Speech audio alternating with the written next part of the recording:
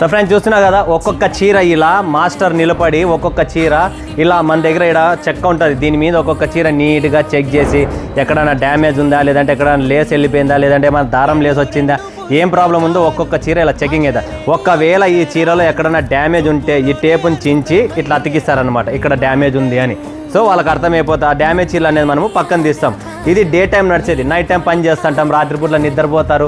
So ప్రతి చీర నేను చూడలేను, ఎంతోమంది కంప్లైంట్ చేస్తున్నారు మీ చీరలు డ్యామేజ్ వస్తున్నాయి. డ్యామేజ్ రావడం ఖాయం, రాదని కాదు. బట్ ఈరోజు మీకు అదే పనిగా వస్తుంది. ఎంతోమంది లేడీస్ దీనిల వల్ల డిసప్పాయింట్ అయ్యి ఉన్నారు. సో వాళ్ళు డిసప్పాయింట్ అయ్యే పని లేదు. ఇప్పుడు ఇన్ని చీరలు ఉన్నాయి చూడండి, చీరల మీద ఇవన్నీ చెకింగ్ అయిన చీరలు, దీనికి బ్లౌజ్ వచ్చింది, ఇవన్నీ ఓకే. ఏదైనా చీర బాలే డ్యామేజ్ ఉందంటే ఈ పక్క వెళ్ళిపోతుంది అనమాట.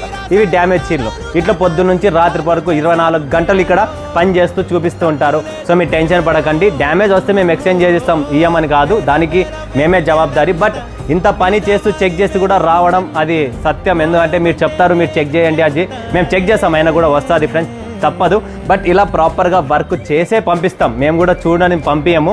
సో ఎవరికైనా రావచ్చు, అది అంటే రాకూడదు అనుకుంటున్నా, బట్ వచ్చినా కూడా దానికి కూడా సొల్యూషన్ ఉంది, మనము ఎక్స్చేంజ్ చేసి మళ్ళీ ఇస్తాము. సో ఇది ప్రాపర్ చెకింగ్ ఇలా ఉంటుంది చీరదనమాట.